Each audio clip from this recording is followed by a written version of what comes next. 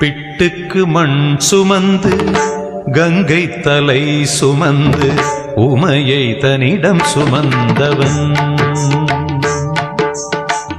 பிட்டுக்கு மண் சுமந்து கங்கை தலை சுமந்து உமையை தன்னிடம் சுமந்தவன். ஈசன் உமையை தன்னிடம் சுமந்தவன். தில்லையாடும் நடராஜன் உமையை தன்னிடம் சுமந்தவன்.